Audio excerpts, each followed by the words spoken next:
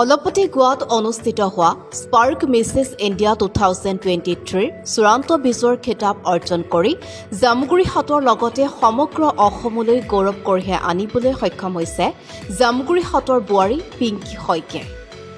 ভাৰতৰ বিভিন্ন ৰাজ্যৰ পৰা সমবেত হোৱা বহু প্ৰতিযোগীক হৰুৱাই সফলতা অৰ্জন কৰা পিংকী শইকীয়াৰ এই সাফল্যত গৌৰৱান্বিত জামুগুৰিহাটবাসী ৰাইজ। সৰুৰ পৰাই সৌন্দৰ্য চৰ্চাৰ প্ৰতি বিশেষ আগ্ৰহ থকা পিংকীয়ে বহু ত্যাগ আৰু সাধনাৰ ফলত আজি এই পৰ্যায়ত উপনীত হৈছে। উল্লেখ্য যে মিছেছ ইণ্ডিয়া খিতাপ লাভৰ পিছতেই পৰৱৰ্তী সময়ত মালয়েছিয়াত অনুষ্ঠিত হ'ব লগা মিছেছ ৱৰ্ল্ড সৌন্দৰ্য প্ৰতিযোগিতাত অংশগ্ৰহণ কৰিব পিংকীয়ে।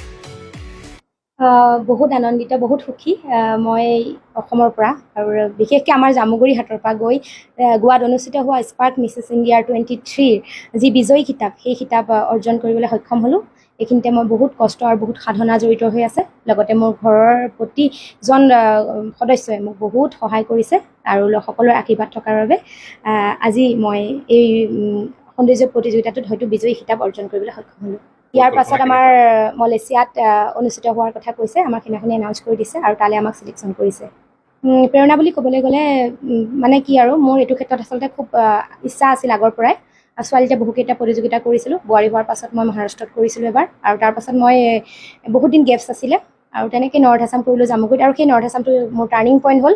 আৰু টাৰ্ণিং পইণ্ট হোৱাৰ পাছত মই তেনেকৈ গৈ আজি নৰ্থ ইষ্ট ইণ্ডিয়াত যোৱা বছৰ এনেকুৱা দিনতে পাতিছিলে নৰ্থ ইষ্ট ইণ্ডিয়া, আৰু নৰ্থ ইষ্ট ইণ্ডিয়াত মই ছিলেকশ্যন হৈ থৈছিলোঁ মিছেছ ইণ্ডিয়াৰ কাৰণে স্পাৰ্কৰ ফালৰ পৰাই। আৰু এতিয়া মই মিছেছ ইণ্ডিয়াৰ আকৌ চূড়ান্ত খিতাপ অৰ্জন কৰিলোঁ। আমাৰ তাত দুটা কেটেগৰী আছিলে, এ আৰু B category, silver and golden, আৰু মই চিলভাৰ গ্ৰুপৰ মানে এ গ্ৰুপৰ উইনাৰৰ খিতাপ অৰ্জন কৰিবলৈ সক্ষম হ'লোঁ।